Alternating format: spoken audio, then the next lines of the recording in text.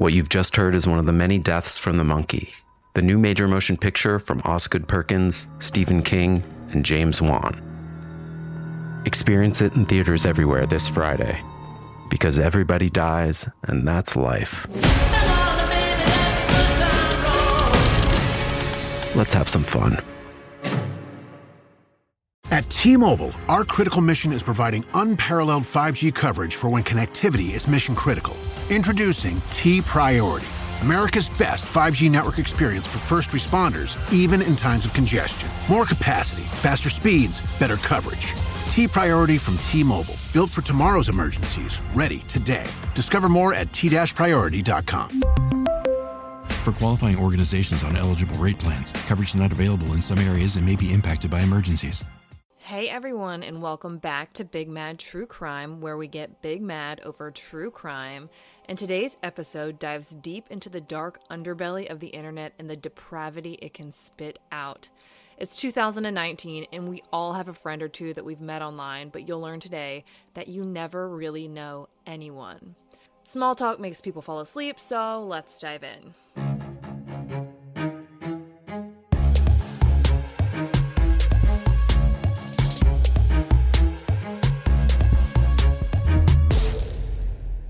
Bianca Devins was a cute little, sometimes pink-haired 17-year-old girl who had collected herself a bit of a following on Instagram.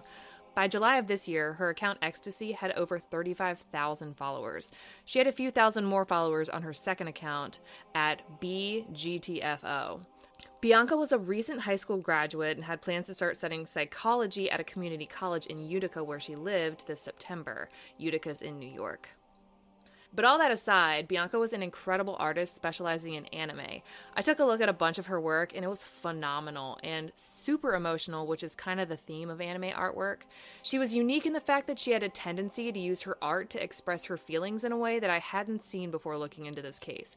For example, she would post a piece of her artwork with the caption "Vent," and that was genuinely her way of venting in a visual format via her own artwork. Bianca spent a lot of her time frequenting sites like Discord and 4chan under the names Oxy and Xanax and collecting followers on Instagram. Her content could be really lighthearted at times, but could also be painstakingly painful and dark at others. But this is where she seemed to feel the most accepted. Having such an online presence in such unique e-communities, it's no surprise that she met a boy. Enter Brandon Clark. He was a bit of an emo kid himself, though he wasn't a kid at all. He was 21. He had a small Instagram following of his own, maybe a fourth of the size of hers, where he would post about anime and the gym. Brandon also frequented the same websites that Bianca did, forming friendships and sometimes relationships with strangers from across the world. Brandon wanted mercilessly to be Bianca's one and only, but he showed it in the most unhealthy ways.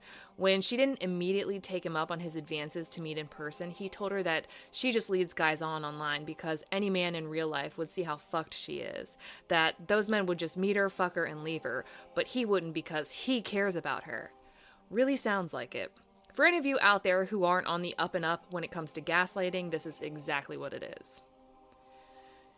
You're worthless and no one will ever be dumb enough to love you, well, except for me. Please hear and understand how stupid that is, and if you're with a man who says things like this to you, change your number and your locks. Unfortunately, whatever they decided they had was taken to real life in May of 2019 when they eventually met one another's families, and for all intents and purposes, Bianca's family seemed to really like him, though they didn't seem to know him all that well at all. Abusive men have an uncanny ability to wear many faces, and he put on just the one her family needed to see to accept him. And it worked. Bianca's sister referred to Brandon as a trusted family friend. Maybe, just maybe, if her family liked him, Bianca would follow suit.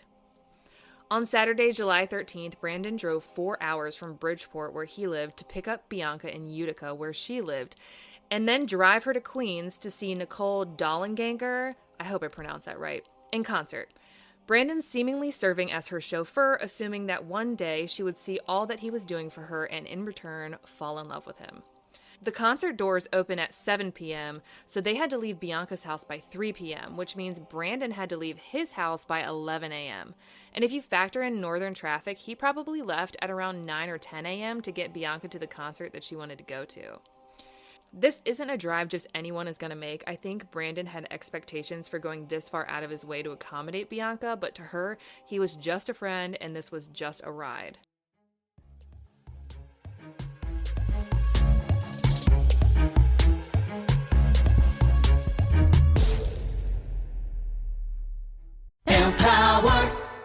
Claire is practicing her breathing for her upcoming yoga retreat in Bali.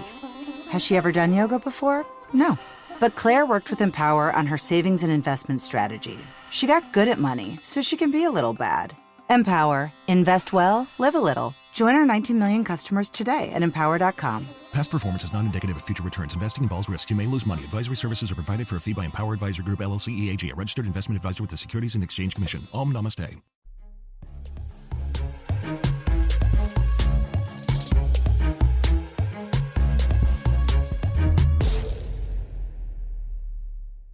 During the event, it said that Bianca went off on her own to hang out with a group of people at the concert, Brandon keeping a close eye on her, what she was doing, and who she was talking to. And he starts seeing red when he catches Bianca flirting with another guy at the concert. It's been reported that she was holding hands and kissing another guy that she had also met online and had invited him to meet up with her there. Brandon boils inside, posting a screenshot from the movie Fight Club to his Instagram, writing, "Here comes hell, it's redemption, right?" The quote is from a song called Black Cadillac by Hollywood Undead. Some of the other lyrics are, "Now you're just a story on the cemetery track," and "You're sitting on the internet like, is this shit true?" The concert ends around 10 p.m. and Bianca and Brandon meet back up, get into his black SUV, and make the 4-hour drive back to Utica to take Bianca home. But at some point during this lengthy drive, Brandon snaps. Every ounce of logical sanity in him explodes, and he does something so heinous no one could have ever seen it coming, and it's something that can never be taken back. In the wee hours of the morning on Sunday, July 14th, sometime around 6:30 a.m., as they got home from the concert, Brandon Clark attacked Bianca as he was sitting in her car, slitting her throat and slowly watching her bleed out, her eyes closing ever so slightly until frozen in place as life slipped away from her. The drive back from the concert should have taken about 4 hours, putting them back home at around 2 a.m., 3 a.m. if traffic was a bitch. So what happened in that car between 2 a.m. and 6:30 a.m.? But let's forget the timeline for a second, because this case is about to get worse than you ever imagined. Once Brandon knew that Bianca was dead, he took an uncensored photo of her lifeless body, which was still inside of his SUV. She's wearing a black tank top and has blood coming from the slash in her neck. There are splotches of blood down her chest and arm that look like they could have come from a struggle or maybe from him moving her body. Her eyes were still halfway open, as if she watched Brandon sit back and let her die, too weak from blood loss to fight back or do anything to escape him. She knew what was happening, she felt every second of it, and there was nothing she could do to stop it. Brandon then removed her body from his vehicle and placed it under a green tarp. He posted a photo of it with his bloody hand held out toward it, almost to say, "Look what I did." He included the caption, "I'm sorry, Bianca." Her shoes and purse were laid neatly over the left side of the tarp, hugging the outline of her body, and he spray-painted, "May you never forget me," on the asphalt beside her. He didn't just post these photos for his friends, he posted them on Instagram, 4chan, and Discord. He was trying to make a name for himself from the brutality he had just inflicted on his teenage love interest. At this point, no one even knew about the kiss. He wasn't advertising this as a vindication or retaliation. He was posting this for attention from strangers as some sort of sick romantic tragedy that Bianca didn't know she had been cast in, which only seems fitting with a username like Yes Juliet. You guys know how I feel about posting photos of crime scenes, so I'll share the non-graphic and non-invasive photos. I feel like death is such a vulnerable time, and I don't feel right sharing that with others without the victim's permission. Shock value isn't worth my soul. Brandon eventually calls 911 and let them know that he had just killed his girlfriend and that he now wanted to kill himself. But Bianca wasn't his girlfriend. He wanted Bianca more than he wanted blood running through his veins, but she didn't feel the same way. But because he killed her, Brandon now feels like he can write the narrative, and he begins it with his version of events, which means Bianca is playing the role of his girlfriend, which couldn't be further from the truth. When Brandon called 911 to confess what he had done, he didn't give them any identifying information as to where the pair could be found. However, it's 2019 and you can run, but it's going to be really hard to hide when you have two perfectly good working cell phones turned on. Police locate Brandon using GPS technology and find him at the back of a dead-end road in Utica, where he's laying beside his black SUV. As soon as anyone is around to give him any attention, Brandon whips out a knife, and while police have him at gunpoint, he stabs himself in the neck. It's then that not dead Brandon walks over to the green tarp that Bianca is laying under and lays across it, takes out his phone, pulls up his Instagram, double taps on the screen to make sure it's in selfie mode, and takes a photo where he adds the caption, "Ashes to Ashes." He also takes this time to alter his bio to reflect July of 2019 as his death date and to let everyone know that he's not in pain anymore. He also changes his username to 616deadman. Of course, he had to rep his area code when making his Shakespearean dying declaration of disgruntled love towards the love interest he had just murdered. They finally get him disarmed from both the phone and the knife and get him into an ambulance where he's taken into emergency surgery for his self-inflicted wounds. And as soon as they get Brandon off of the tarp, police notice something stomach-churning. Brown hair peeking out from beneath the green tarp that was now dripping with Brandon's blood. Brandon had thrown himself over Bianca's covered, dead body as if he was the Romeo to her Juliet. A candlelight vigil is held in her memory just a single day later.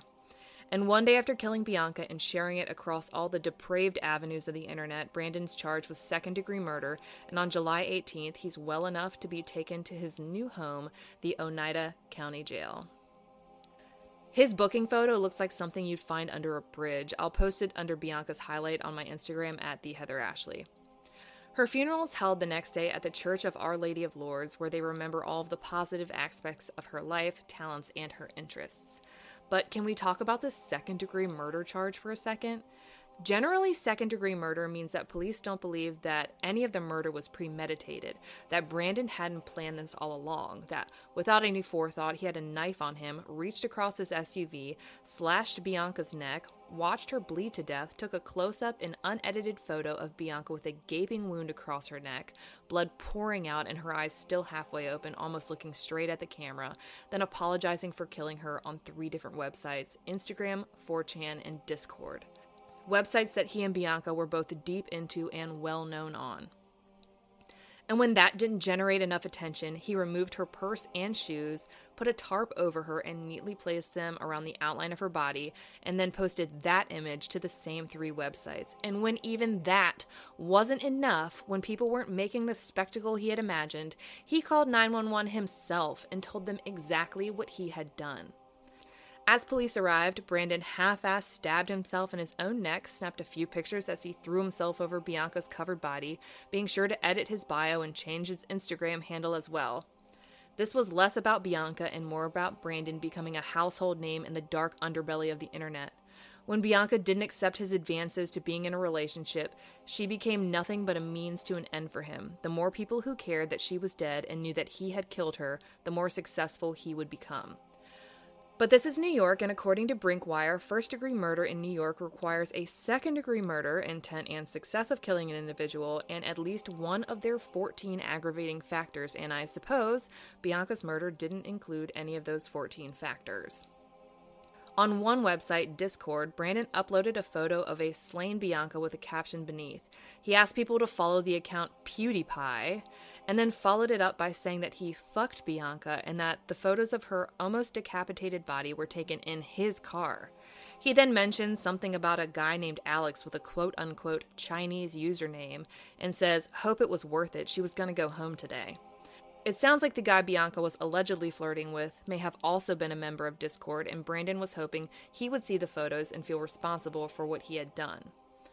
He shortly realized he had left out important identifying information needed to get the attention he was seeking, so he quickly added, "Her full name is Bianca Michelle Devins, of Utica, New York, by the way." Then he mentions that there should be a few articles about the murder within the next couple of days. I did some searching to see what these Discord and 4chan websites even were. I didn't know if I was just too old to know or if they were some kind of deep online shithole that I was happy to be ignorant of, and it seems like option B hit the nail on the head. Someone described 4chan as all of the worst things about the internet funneled into a platform where you're accepted by the only people in the world that share your heinous interests and unbecoming personality traits.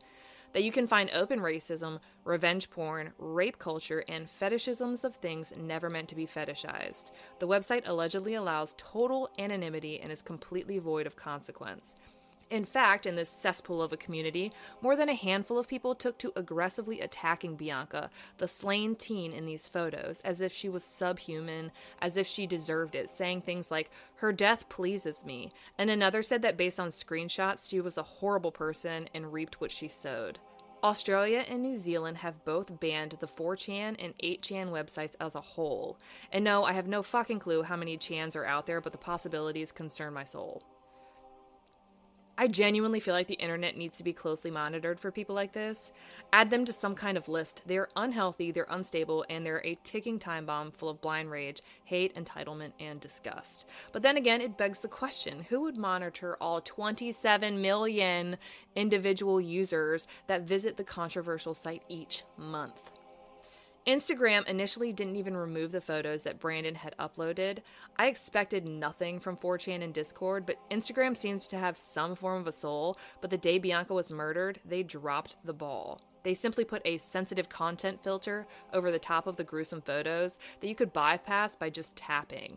It wasn't until BuzzFeed contacted Instagram asking why they hadn't removed it that they finally did what they should have done as soon as it garnered any attention. But by then it was too late. Screenshots were everywhere and people were commenting incessantly on Brandon and Bianca's remaining photos, claiming to have uploaded the photos to their stories so that people would have to follow them to catch a glimpse. Others promised to reveal the photos as soon as they reached a certain amount of followers. I wish I was making this up. I'll include screenshots of this bullshit to Bianca's highlight at the top of my Instagram at @TheHeatherAshley.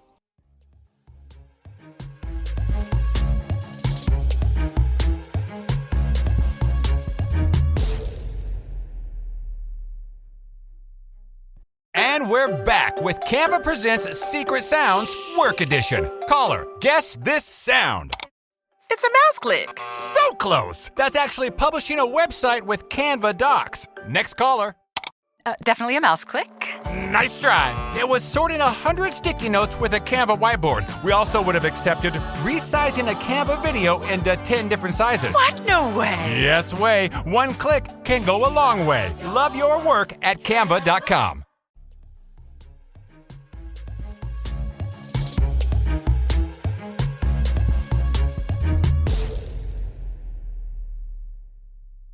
We now live in a world where teenagers will use crime scene photos of a brutally murdered teenage girl to gain followers. Bianca's family was eventually given a direct line of contact to someone at Instagram who would have any photos of Bianca's dead body removed immediately once posted, along with anyone who continued to message them photos of Bianca's murder. Some messages to her family included phrases like, "Look at her now," according to Syracuse.com. It said that another sick sack of shit sent Bianca's mom a message about how she was a whore and deserved what happened, and included a video of himself masturbating to the photo of Bianca's nearly decapitated body. But even that wouldn't help at this point. The photos had been picked up by a site called Kiwi Farms, which nymag.com describes as the web's biggest community of stalkers. They were also posted to deathaddict.co, which makes my skin crawl knowing it even exists. It's self-described as the world's leading censorship-free gore site. When I Googled it, some of the posts that popped up were titled, "Man is flayed, tortured, and has his throat slit," and "Here's a guy without a face. I'm gonna go ahead and burn my computers and homeschool my kids now." Continuing on. Trying to understand the backstory of Bianca and Brandon and who they were before the murder, I dug as far as I could and stumbled across an older Instagram account of Bianca's from 2018 where she went by OxyContin, and it is dark. Darker than the emo posts that would occasionally grace her newer, more popular accounts. 2018 Bianca is a totally different vibe than 2019 Bianca. No pink hair or bright colors, it's literally and figuratively dark. She alludes to stressing over calories, the police repeatedly responding to her house, being in therapy, going into placement, calling herself a problem child. She photographs a trip to the hospital via an ambulance, a sink dressed in dripping blood, alluding to self-mutilation, a busted lip, photos of her bruises, and she talks about suicide a lot. She does a lot of these My Day videos, which are small clips compiled together, and on Memorial Day, she tapes herself burning a flag saying that she hates the government and the military. It looks like some of the online vermin she had met and mingled with on 4chan and Discord had followed her to her Instagram. One calls her a degenerate, and another comment on a photo from inside of an ambulance she's riding in, someone asks why her boyfriend is so brown. Someone also tells her that her art style is dope, but that she'll probably just spend any revenue from it on drugs. Clearly very uplifting and encouraging communities have come to surround her. The last sentence was a lie. But that's kind of the vibe of all of the sites she and Brandon frequented. Dark and disturbed, seeking attention from shock value and taking pride in the offensive. Days pass without any news, just fans mourning their favorite online personality and internet gargoyles doing what they do best, trolling in their mom's basement with a hammock of Beanie Babies behind them. But then, Syracuse.com posts an article that blew my mind. I mean, it made so much sense that it made too much sense. It was so real that the reality was shocking. In 2010, Brandon's father was involved in a police standoff involving Brandon's mother. With police and SWAT surrounding Brandon's house, his father held a knife to his wife's throat and threatened to kill her and himself. He had accused her of cheating on him. As far as I could find, she had not. While Brandon wasn't there for this dumpster fire of a situation, the most influential person in a child's life is the same-sex parent. Thank you, Dr. Phil. Brandon grew up in an environment where this is what love looked like to him. His father was his baseline of normal, and he perpetuated what he grew up thinking was normal. Brandon literally continued the exact same cycle of abuse that his father inflicted on his mother. This is a little PSA side note, but I feel like it needs to be said. Think about this the next time your husband, boyfriend, girlfriend, whatever, calls you names in front of your kids, belittles you, gets rough, threatens you, etc. Don't be with a man you wouldn't want your daughter to marry or your son to become, because they're learning what love looks like by watching you. On July 29th, 2019, Brandon has his first day in court where Law and Crime reports that the gallery was filled with people wearing Justice for Bianca pins. Brandon's appearance is a little shocking because he shows up to court wearing a bulletproof vest. Generally, this is done when law enforcement feels there's enough outrage about the crime to believe someone may attempt to take his life during the transport process between the jail and the courtroom. As if his appearance wasn't shocking enough, Brandon steps it up a notch when he brazenly decides to plead not guilty to the second-degree murder of Bianca Devins. He literally plastered the internet with his homicidal rage and boasted about it, then called 911 to tell them what he had done. Yet he pleads not guilty. I am big mad over him being big stupid. At the very least, the good news is that this asshat is being held without bond, so he'll be playing hide the nerd in jail where he's not allowed access to the interwebs where he gets his narcissistic and sociopathic fill of negatively fueled attention. On September 23rd, WKTV reports that Brandon was back in court, but the hearing was continued because they were still waiting on Bianca's autopsy and toxicology reports to come back. I cannot fathom why it has taken them over a month and a half to get these results, but they're all due back in court in a week. On September 30th, they're back in court as scheduled, but the autopsy and toxicology reports are still not back. While they're there, WKTV reports that the judge denies a request that was submitted by his attorney to suppress 6 statements made by Brandon. And when in Rome, his attorney decides to file a motion to suppress Brandon's cell phone as evidence as well, citing that it was found in an area where there was an expectation of privacy. Like where? In his hand, where he was taking selfies over her dead body as police held him at gunpoint? So far, all I'm hearing is, everything my client did incriminates himself, so I'd like for none of it to be admissible in court if you don't mind. Isn't that a bitch? Brandon now expects privacy after his rampage of incessant posts about how and when he murdered Bianca across all major platforms of the garbage underbelly of the internet. The irony here is that Bianca was given no privacy. She was used as a means to gain attention from the cesspools of the internet for Brandon's own sick need for attention. He felt entitled to Bianca, and when Bianca didn't return his feelings, he felt like it was his right to take her away from anyone and everyone else. If he couldn't have her, no one else could either. They're scheduled back in court that Wednesday to argue the irony that is the cell phone. On October 2nd, on what would have been Bianca's 18th birthday, the judge signs 5 individual search warrants granting law enforcement access to Brandon's social media accounts. They're allowed to view any activity taken place between May 1st and July 14th. So basically from the time the pair met in real life up to the day Brandon killed Bianca. And that's when he knew he had fucked up. Brandon is due back in court at the end of this month. It's there that a decision will likely be made about the cell phone being admitted into evidence. However, with his social media being admissible, I can't imagine the phone won't be as well. These cases take time and the investigations just get deeper and deeper, so it's not uncommon for continuations to happen. I've said it before and I'll say it again. When it comes to the U.S., justice is anything but swift. Until his next hearing and the one or ones after that, Brandon will remain behind bars without any possibility of being bonded out. Bianca was young and impressionable and had a lot of internal struggles. She turned to the internet for companionship and wound up falling into a deep, dark corner of the web that entire countries had banned access to. Unfortunately, while she was there, she met the man who would one day take her life and then turn around and use her online community to boast about her homicide. We live in a sick world where the internet allows for the depraved to socialize with the other depraved and wind up creating a subculture that encourages the behavior. The internet can be amazing. Google is my spell check. Podcasts are the only reason my laundry is done. And of course, cat memes. But the internet can also be the home of the darkest and deepest underground communities of people with full access to do, speak, and demean as they please with full and total anonymity, free from any moderation or consequence.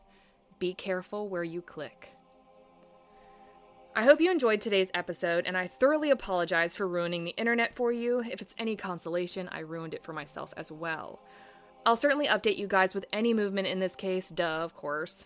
I'm currently digging into our next case, which will be brought to you in exactly 1 week from today.